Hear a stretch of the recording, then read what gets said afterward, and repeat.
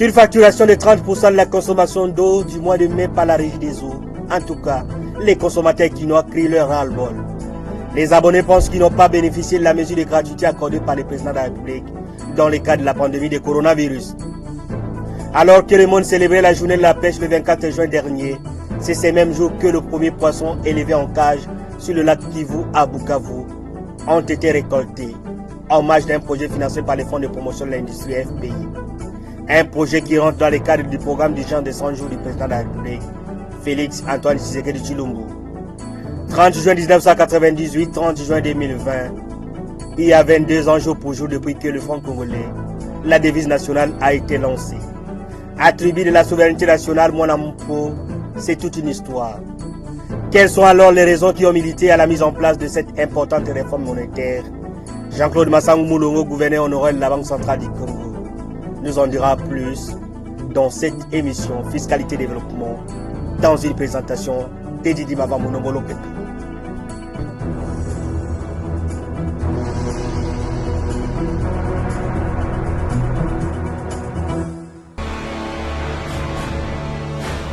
Agence Galaxy Media, la passion de développer la RDC. Merci d'avoir choisi cette chaîne pour suivre cette nouvelle édition du magazine Fiscalité et Développement, la grand-messe des questions économiques, des finances publiques et des dossiers de développement en République démocratique du Congo.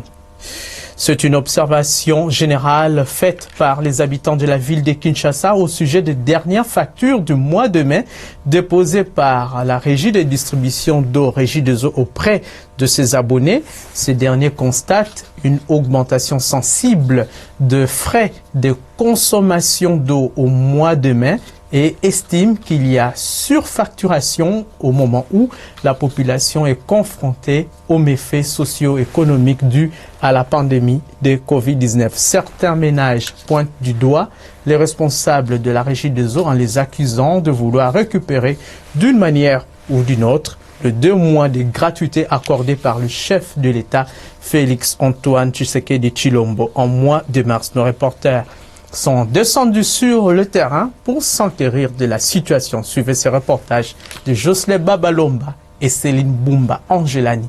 La grâce. Le chef de l'État, Félix Antoine Tshisekedi Tshilombo, avait accordé 2 mois de gratuité d'eau et d'électricité pour les ménages de Kinshasa et de l'intérieur du pays pour soulager la population face à la crise de la Covid-19. Cette faveur du président de la République se transforme en un cauchemar social où les factures du mois de mai ont connu une hausse vertigineuse allant du simple au triple à en croire certains abonnés. Nous venons aussi de subir cette surfacturation-là pour notre centre. En principe, la dernière facture du mois de février, nous l'avons payée 70 000 francs congolais. Mais curieusement, quand ils sont passés au courant de ce mois, nous avons remarqué que la facture maintenant est de 908 364 048 francs congolais. Ça nous a beaucoup surpris. Dans ce sens que nous avons même dépêché un de nos agents à l'agence de la Régie des eaux de notre ressort. Mais c'est fait que là aussi, il a trouvé beaucoup de gens qui faisaient des réclamations. La Régie des eaux, par le biais de son agence de Lingwala, a demandé à ses clients de payer les factures à compte-gouttes. Mais cette population ne sait pas jusqu'à présent à quel sens se vouer pour s'en acquitter. Les alliés Kokamapo, il est présent le Minabiso 2 mois. Kasi tala ba déconfiné na nouté. To comme ici au 3e mois yango yo. Eza kokamisa biso po facture kokwa iko ya te. Pamba te misala ezali te. Bato bazokende misala te. Pongo nini Régie des eaux aye kotikela biso facture. Tokofuta yango ndenge nini. Mbongo tokozula wapi. Po toza kotambola te. Koteka ezali te. Eloko moko eza kotambola te. Mais à Mbalo, il y a 78 000 francs congolais. Facture à Maïte, facture à Yemikolo, il y a mois de mai. Il y a un lobby, est-ce que Nandeng basala 2 mois oyo wana bango ya facture wana ngona babandiko bakisela biso bien ezaka facture ngo eye kaka na monta wana ata bino moko na moment ngo pe oyo misala pe ya malonge eza te nde batindi biso facture wana tofutela ngo ndeni bandeko mosusu bakende kodeklare kuna na se balobi na bango abi bofutaka ngo ndambu toboyi te ndambu yango mbongo yango tokozwa ngo wapi mena neti na minute oyo nga naza omoni bamesa oyo nateka fufu na masango na oteka te mbongo eza te oyo siko facture ya mai yango presque bato nyonso toza na bango balocataire toza na bango basalaka kota Gombe bazokende te. Si les uns affirment qu'il y a eu la gratuité de l'eau, mais d'autres n'en croient pas. Je ne sais pas si le gouvernement a réellement accordé la gratuité. Parce que nous avons eu la fois le mois où on payait, le mois qui est passé, on a payé une facture à 29 000 francs. Et la facture qu'on nous a amenée aujourd'hui, c'est une facture de 58, et quelques. C'est-à-dire c'est le double, du simple double. Vous comprenez, c'est comme si ils n'ont rien fait. Ils nous donnent ça pour récupérer ça comme ça. Voilà, nous, ça ne marche pas. Ça ne marche pas. Donc le gouvernement n'a rien fait. Si je ne sais pas s'il y a le suivi, s'il y a quoi, ça je ne comprends rien.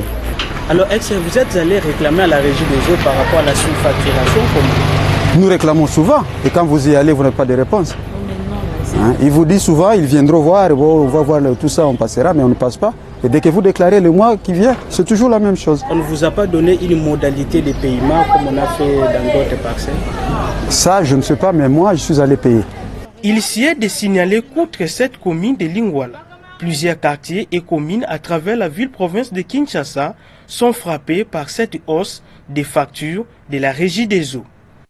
Le frais de consommation mensuelle de facture de la régie des eaux a connu une hausse évaluée globalement à plus de 20%. On a constaté sur ces factures qu'il y a une augmentation du prix unitaire par mètre cube.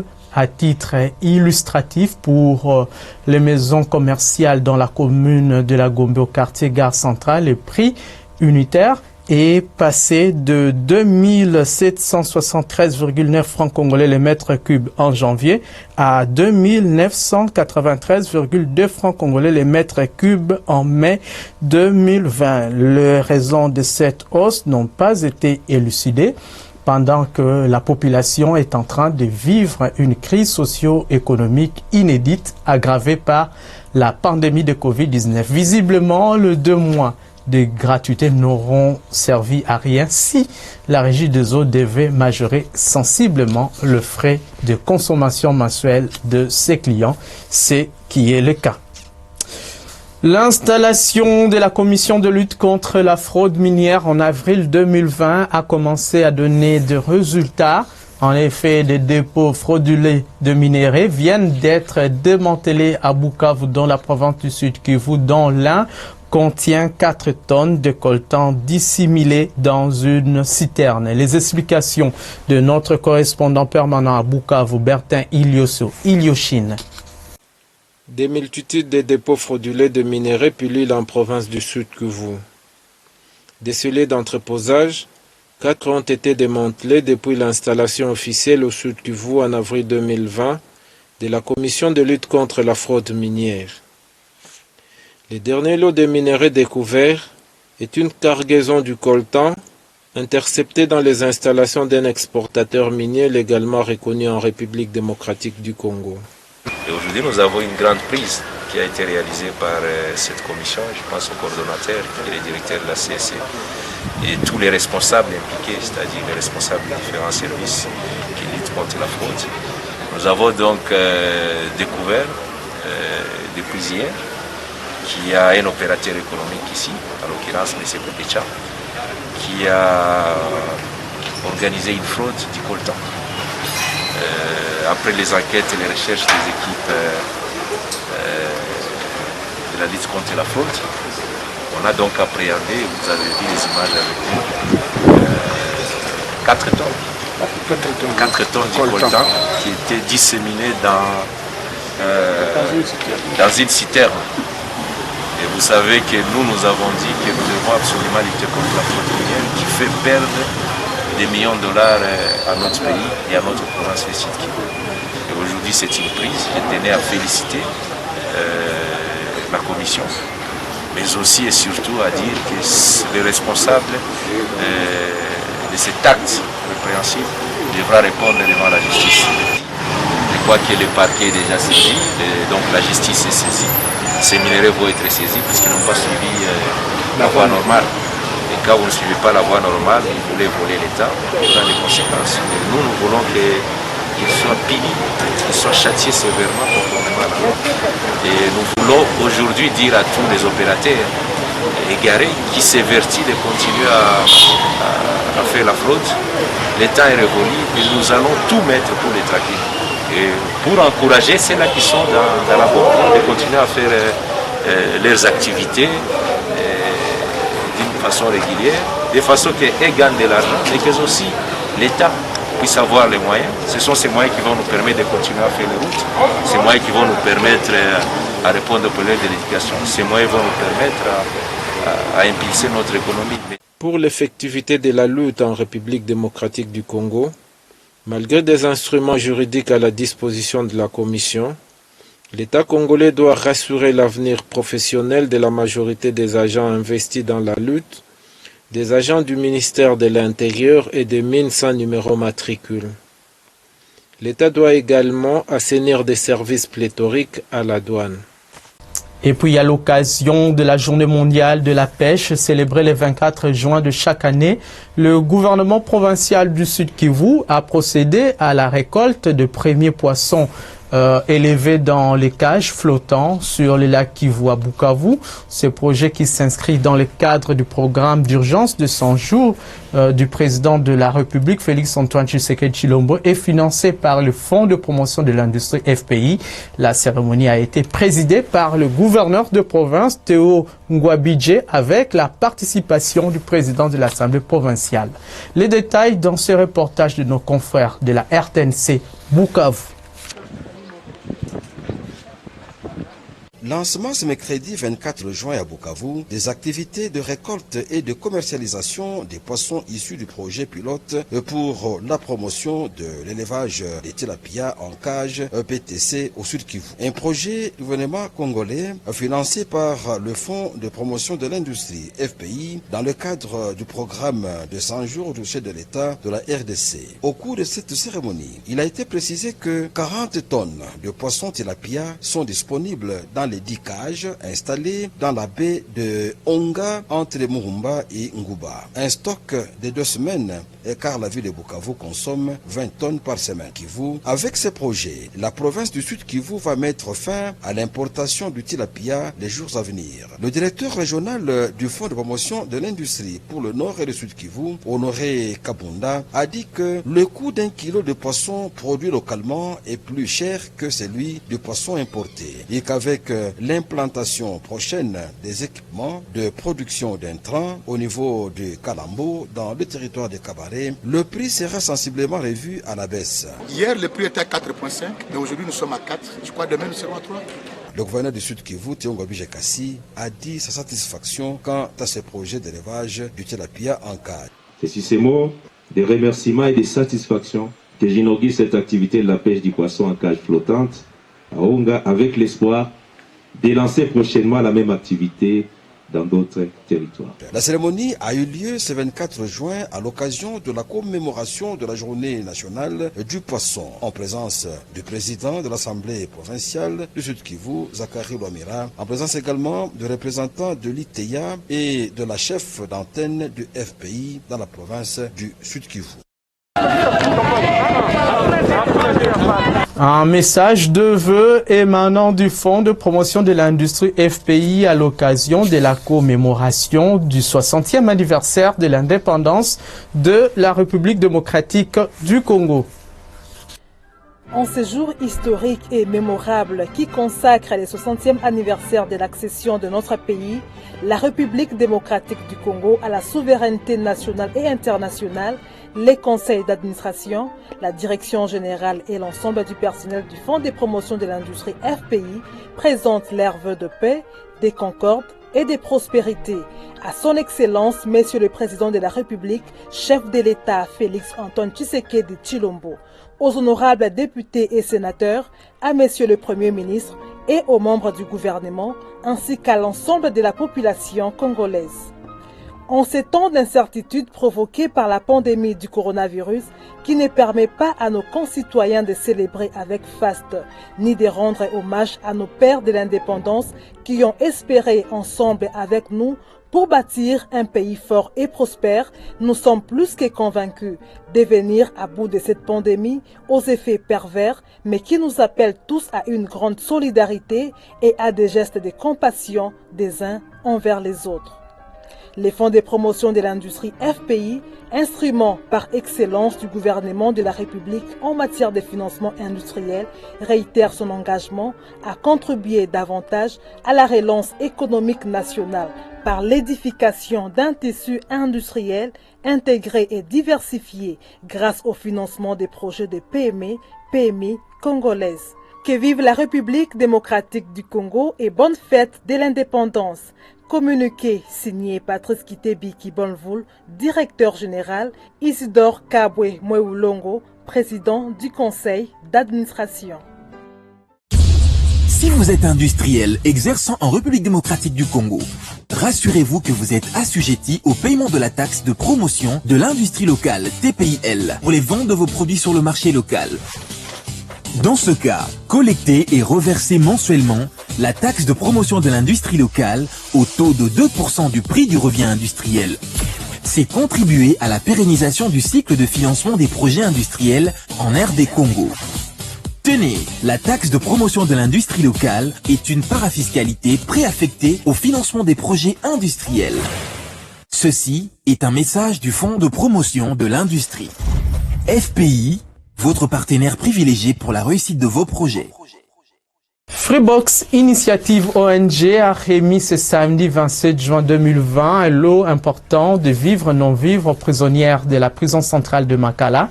Ce don de la société Angèle Cosmétique est composé de riz, de cartons de gel hydroalcoolique et de quelques cartons de lait de beauté. Par ce geste, Freebox Initiative ONG, avec son partenaire Angèle Cosmétique, accompagne l'association de femmes de la Convention de Congolais Unis, parti politique cher à Lambert Mende Omalanga, qui a pris l'initiative d'aider les orphelins, le maman maraîchère et les prisonnières de Makala. Juin 1998, juin 2020, 22 ans se sont écoulés depuis que le franc congolais, la devise nationale, a été lancé. Attribut de la souveraineté par excellence, le franc congolais a une histoire glorieuse que nous raconte son géniteur Jean-Claude Massango Moulongo. L'ancien gouverneur de la Banque centrale du Congo a expliqué les raisons qui ont milité à la mise en place de cette réforme monétaire importante. Le gouverneur honoraire de la Banque centrale du Congo était interrogé par Jérôme Sekana Penepapa. Avant même que je ne devienne gouverneur de la Banque centrale, lui-même, le président de la République, avait promis, je pense dans son discours d'investiture, qu'il allait remplacer le Zaïre monnaie avec le franc congolais. Et qu'il allait le faire dans l'espace de 3 mois. Donc moi, je suivais ça à la télévision. Je ne suis pas encore là. Mais quand j'arrive, je dis, mais c'est la première mission, c'est la mission essentielle. Et j'ai dit au président de la République, mais 3 mois, c'est trop court. C'est impossible. Sauf si on veut tout simplement changer de billet de banque. Il faut beaucoup plus de temps que 3 mois. Pourquoi? Parce qu'il y avait toute une réforme derrière qu'il fallait mener. Et surtout qu'il y avait l'hyperinflation. Exactement. Oui. L'hyperinflation, des cotes de la monnaie nationale à l'époque, le Zaïre monnaie, une décote de 1 à 10. Vous alliez à la banque, il n'y avait pas de liquidité. Ou s'il y avait la liquidité, on divisait par 10 le montant que vous étiez censé toucher. Et puis il y avait le Kassai aussi, qui était en rébellion monétaire, qui avait sa propre monnaie en dehors de tout l'espace monétaire congolais. Donc il fallait remettre de l'ordre dans tout ça. Et le président, je dis au président, 3 mois, c'est pas possible. Il faut beaucoup plus de temps. Ah, mais je suis pressé. j'ai promis à l'armée et aux autres. Dit oui, vous aviez promis, Monsieur le Président, c'est bien, mais vous n'avez pas encore de gouverneur de la Banque centrale. Donc vous pouvez vous décharger sur moi. Que bon, voilà, c'est le gouverneur. Je ne l'avais pas avant, aujourd'hui je l'ai. On a pris le temps, mais je savais qu'il était pressé. Et on a lancé le franc le 30 juin. Oui, avant le lancement des francs. Donc vous l'aviez convaincu parce que après qu'il ait promis, il fallait trouver l'homme qu'il faut à la place qu'il faut, l'architecte, les géniteurs du franc congolais. Et ils vous nomme dans quelles circonstances, monsieur le gouverneur? Oh. C'est une belle histoire, pour moi en tout cas. Oui. Nous sommes en train de réécrire l'histoire telle qu'elle s'était passée. J'avais été appelé. Il y avait pas mal de candidats. On était resté sur la shortlist, comme on dit. Et puis, l'un de ces ministres m'appela et dit, écoute, tu vas avoir une interview avec le chef de l'État.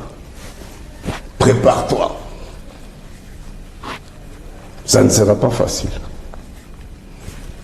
Et j'ai eu le soutien de mes collègues de la Citibank, mes compatriotes zaïrois, congolais à l'époque. Il y en a qui sont descendus ici, oui, ok, oui, pour qu'on fasse un peu comme en boxe, oui. Sparring partner. Répétition. Oui. Des questions techniques difficiles. Et dit non. Le président de la République ne peut pas entrer dans des détails comme ça. Alors, donc il était coaché. Moi j'étais coaché. Vous aussi, oui. Moi j'étais coaché. Bon. Alors, au total, j'ai eu 5 interviews avec le président. Donc ce n'était pas un cadeau. C'était pas un cadeau.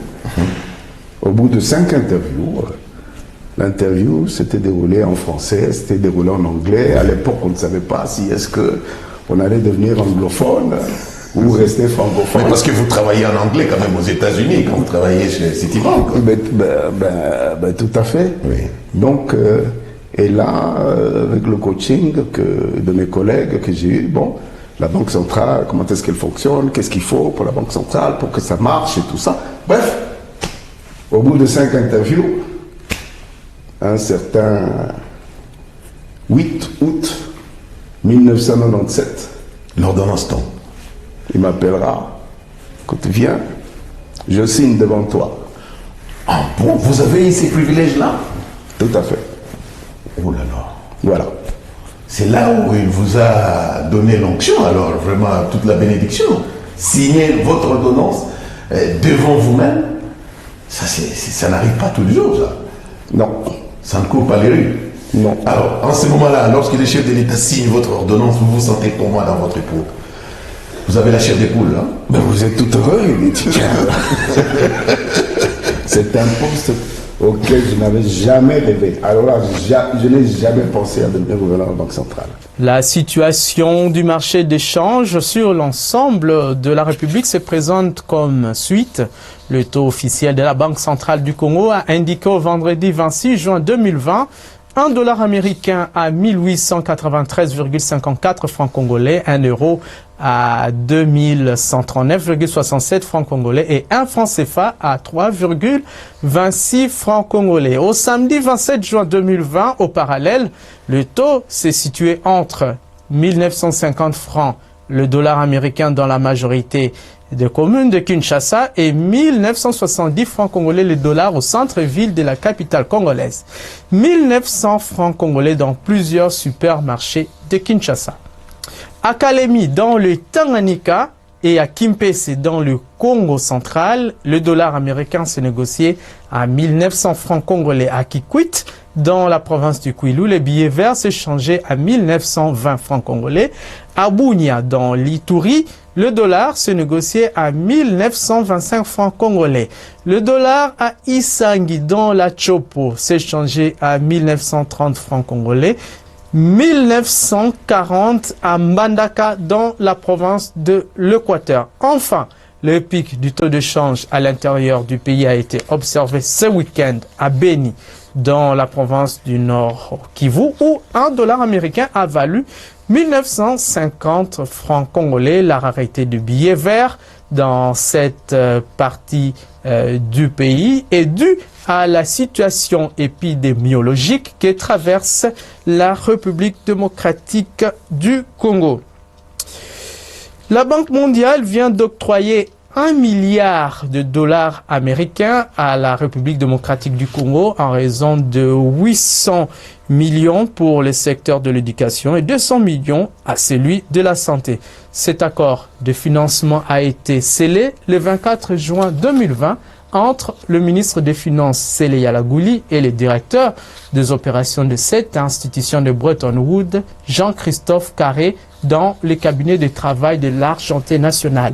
Les membres du gouvernement de domaines concernés y ont pris également part. Jean-Louis Miaseka Maloubaki pour le reportage.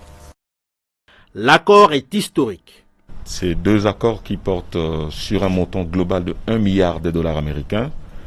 Il faut quand même insister que c'est pour la première fois que la banque s'engage dans de tels types d'opérations avec de telles envergures, dont 800 millions de dollars pour financer la gratuité de l'éducation, conforme à la vision du chef de l'État, et 200 millions pour appuyer le secteur de la santé. Le directeur des opérations de la Banque mondiale pour les deux Congos, la République centrafricaine et le Burundi, explique la motivation de son institution. Il y a le constat qu'on fait sur les 50 dernières années et sur l'ensemble des pays du monde, qui est que la trajectoire de développement d'un pays est en très grande partie influencée par la quantité et la qualité de l'investissement dans ce qu'on appelle le développement humain ou le capital humain. Donc les investissements dans l'éducation, notamment primaire, même avant l'éducation, dans la nutrition, quand l'enfant est très petit, puis dans la santé, notamment de la mère et de l'enfant. Pour les membres du gouvernement des secteurs bénéficiaires, ces fonds ont une destination bien précise. Là, nous avons un accord sur 3 ans. Donc ça va nous permettre de souffler, ça va nous permettre de renforcer les capacités. Ces financements ne peuvent que renforcer cette vision de chef de l'État dans le cadre de la couverture sanitaire universelle. Et aussi, ça va nous aider à éradiquer les 2 épidémies que nous avons ici actuellement au Congo. Et il y a l'épidémie de Ebola, virus Ebola, et puis il y a la pandémie à coronavirus. Ce $1 milliard a été déboursé par l'Association internationale de développement IDA du groupe de la Banque mondiale. 800 millions pour leur projet de l'équité et le renforcement du système éducatif percé et 200 millions de dollars de financement additionnel pour le projet de renforcement du système de santé PDSS.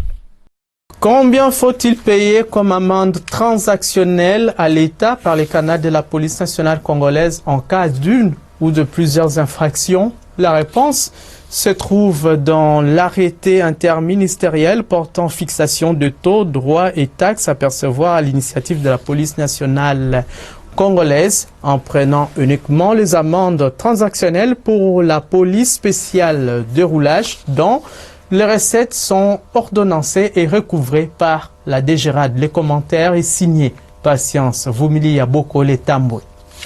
Annexe à l'arrêté interministériel /001 /CAB /MIN /INTERSECDAC /2012 et numéro CAB /MIN /Finance /2012 /530 portant fixation de taux des droits et taxes à percevoir à l'initiative de la police nationale congolaise relative aux amendes transactionnelles pour la police spéciale de roulage. Accélération par conducteur sur le point d'être dépassé, 30 à 50 $. Défaut des casques de protection pour les conducteurs des motos et des passagers, 20 à 35 $.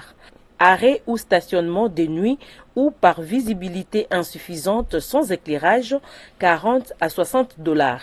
Arrêt ou stationnement interdit, 20 à 35 $.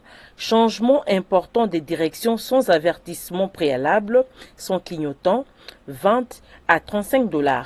Circulation à gauche sans chaussée à double sens, 20 à 50 $. Circulation en dehors de la chaussée, 20 à 35 $. Circulation la nuit ou par visibilité insuffisante sans éclairage, 40 à 60 $. Circulation sans plaque d'immatriculation, 45 à 90 $. Conditions techniques non conformes, freins, feux et autres, 20 à 35 $. Conduite avec portière ouverte, 20 à 50 $. Conduite en état d'ivresse, 50 à 100 $. Conduite sans permis de conduire, 30 à 60 $. Défaut des ceintures de sécurité, 20 à 35 $. Défaut des documents de bord, 20 à 35 $. Délit de fuite, 25 à 60 $. Détention, présentation des faux documents de bord, 25 à 50 $. Dommages causés à la voie publique par la faute de tout usager, 50 à 100 $. Excès de vitesse, 50 à 100 $. Fausse manœuvre, 20 à 35 $. Franchissement, chevauchement d'une ligne continue, 20 à 35 $. Gêne ou entrave à la circulation, 20 à 35 $. Incommodation, bruit, poussière, fumée, gaz nocif, 20 à 35 $. Maintien de feu de route avec véhicule en face, 20 à 50 $. Mauvais chargement, 20 à 35 $. Mise en fourrière de tout véhicule qui circule, 20 à 35 $. Non-respect des distances entre deux véhicules, 20 à 35 $. Non-respect des signaux stop, 20 à 35 $. Non-respect des marques routières, 20 à 50 $. Non-respect des signaux lumineux, 20 à 35 $. Non-respect des signaux routiers, 20 à 35 $. Permis de conduire non valide sans prorogation à l'expiration, 20 à 35 $. Plaque d'immatriculation non conforme, 20 à 50 $. Refus d'obtempérer, 20 à 50 $. Refus des priorités, 20 à 40 $. Refus de serrer à droite par conducteur sur le point d'être dépassé, 20 à 35 $. Transport interdit d'un enfant de moins de 10 ans en place avant, 20 à 35 $. Usage des fausses plaques d'immatriculation, 45 à 90 $. Violation des sens uniques, 20 à 45 $. Fait à Kinshasa le 22 août 2012, signé Patrice Kitebi Kibonvoul, ministre délégué auprès du Premier ministre en charge des Finances, Richard Mouyej Manguez, ministre de l'Intérieur, Sécurité, Décentralisation et Affaires coutumières. Voilà, puisque nous sommes dans un état de droit, la loi doit être respectée dans toute sa quintessence et nul n'est au-dessus de la loi. Vous comprenez que rien qu'avec les contraventions routières, l'État peut se faire beaucoup de recettes à condition que cet argent soit effectivement canalisé dans la caisse du Trésor public. L'administration douanière congolaise est l'une des institutions modernes que compte l'Organisation mondiale des douanes OMD. De grandes réformes ont été menées et le sont encore pour augmenter l'efficacité et améliorer le rendement sur le terrain. Parmi les témoins de cette réforme et modernisation, Jean-Baptiste Nkongolo Kabila Mouchi, l'actuel directeur général à intérim de Douanes et Axes, DGDA. Il est l'un des proches collaborateurs le plus fidèle et dynamique de feu le directeur général de Rugwiza Magera. Jean-Baptiste Nkongolo Kabila, parce que c'est de lui qu'il s'agit, a su intérioriser toutes les techniques et méandres pour mener à bien le navire DGDA avec compétence. Chargé de l'administration et finances avant sa nomination comme directeur général ad intérim des douanes et axes, Jean-Baptiste Nkongolo n'est pas un novice en matière douanière et axisienne. Il a gravi tous les échelons et grades, pas à pas, en laissant des traces indélébiles partout où il est passé. Il a été dans tous les fronts pour représenter l'administration douanière congolaise à travers le monde. Au pays comme à l'étranger, Jean-Baptiste Nkongolo a été à la hauteur de sa tâche pour défendre les intérêts de la République démocratique du Congo au nom de la DGDA. Moderniser et réformer avant tout la douane congolaise à travers des réformes courageuses, Jean-Baptiste Nkongolo se devrait de faire le suivi de la mise en place de toutes les réformes allant dans ce sens. Les services aux frontières doivent, par ailleurs, harmoniser les données et développer des compétences en interne permettant de relever les défis informatiques. À Goma, au Nord Kivu, à Kasumbalesa, dans le Haut-Katanga et ailleurs, à travers le pays, le directeur général AI de la DGDA a bravé toutes les intempéries et autres obstacles physiques et psychologiques pour se rassurer du bon fonctionnement des services de douane à travers tous les postes frontaliers du pays. Nous en avons aussi profité pour voir certains travaux qui sont en train de s'effectuer ici, notamment à la Grande Barrière, mais aussi à certains autres postes, dans quelles conditions les gens travaillent.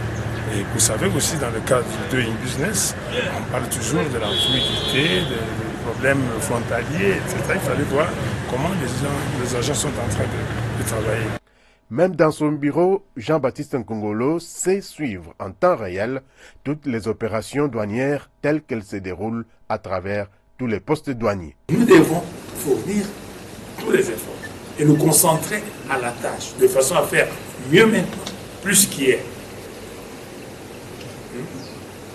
Et demain, plus qu'aujourd'hui, telle est notre devise, n'est-ce pas? Et nous devons nous y employer. Au moment où le monde subit un coup dur à cause de la pandémie du coronavirus, mettant ainsi en mal toutes les économies de tous les pays, les administrations douanières ont une lourde responsabilité, particulièrement celle de la République démocratique du Congo. Les volumes d'importation et d'exportation ayant sensiblement diminué à cause du confinement et autres restrictions dues à la Covid-19, les recettes douanières sont fortement affectées au moment où la douane congolaise est appelée à contribuer, comme d'habitude d'ailleurs, pour près de 40% des recettes internes du pays. Le volume d'importation a baissé, surtout pour les marchandises qui sont importées en droit commun, parce que d'autres marchandises étant exonérées.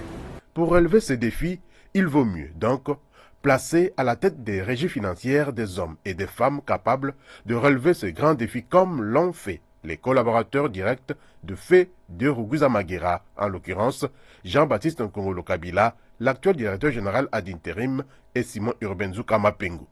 La libéralisation du secteur des assurances étant en marche en RDC, de nouvelles sociétés d'assurance et de courtage d'assurance ne cessent de voir le jour, comme vous allez vous en rendre compte dans ces communiqués lus ici par Michel Wangilokwa Ngiwa.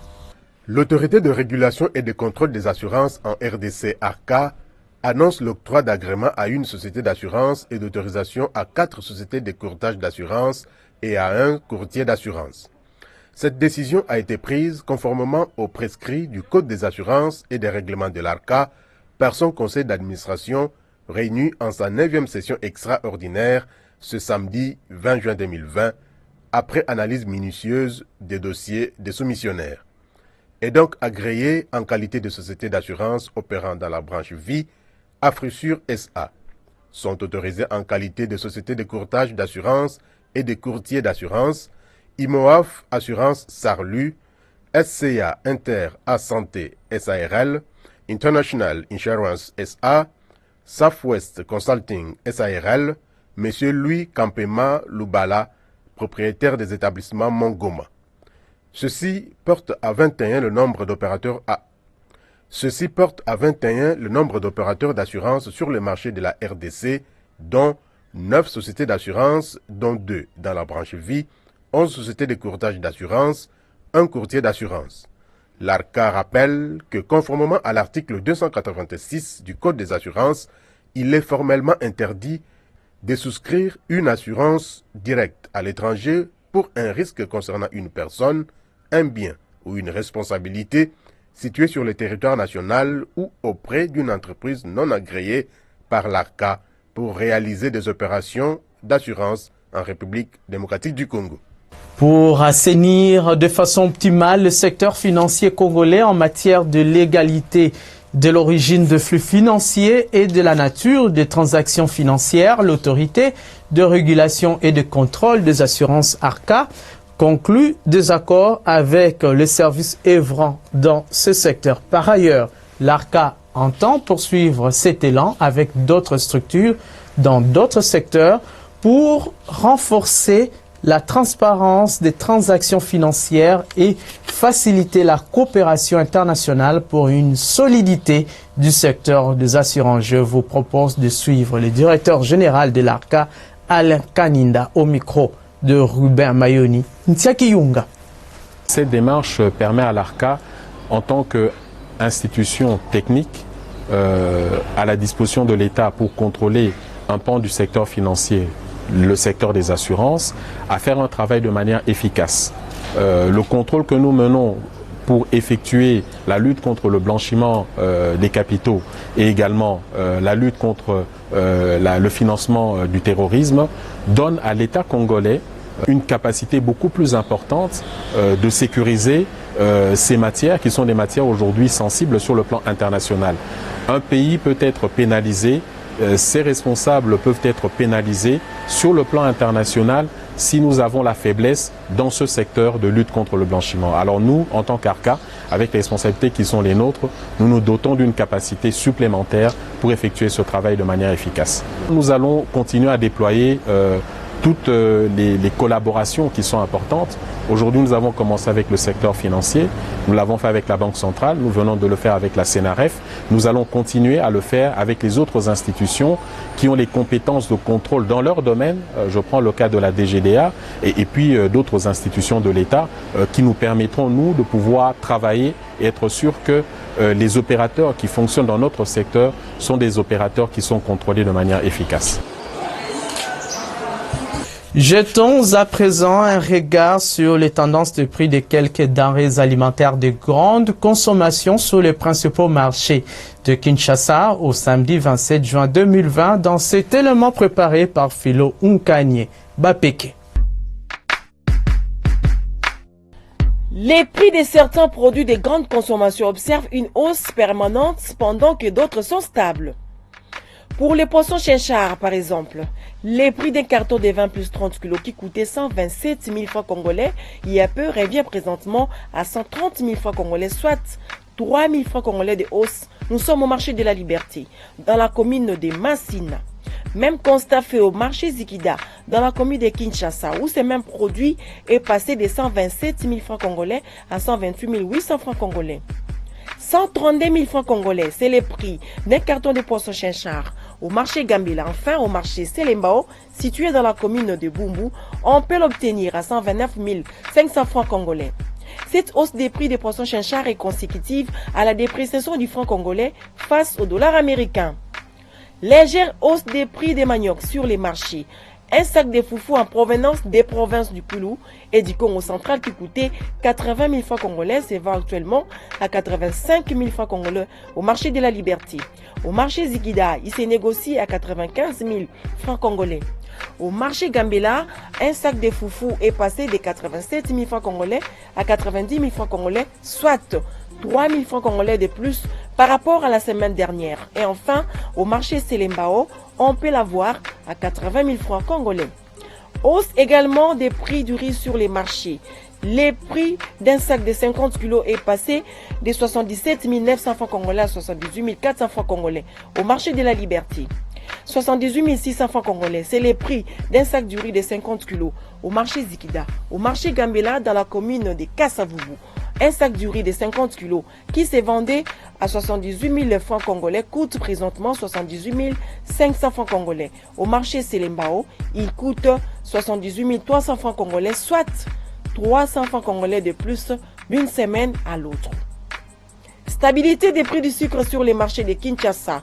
Les prix d'un sachet de 5 kg n'a pas changé d'une semaine à l'autre. 13 000 francs congolais au marché de la Liberté. 12 500 francs congolais au marché Zikida.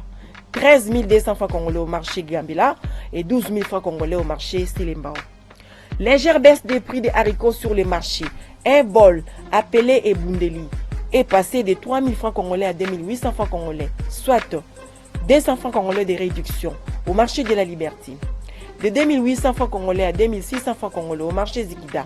Au marché Gambela, on peut l'acheter à 3 000 francs congolais et enfin 2700 francs congolais. C'est les prix d'un bol de haricots au marché Selembao. Telles sont les tendances des prix de quelques denrées alimentaires de grande consommation sur les différents marchés de Kinshasa au samedi 27 juin 2020. Voyons également du côté de l'Institut national de la statistique INES pour voir ce qu'il nous renseigne sur l'indice de l'inflation hebdomadaire de la semaine allant du 22 au 27 juin 2020. Muriel Makiese-Loutina.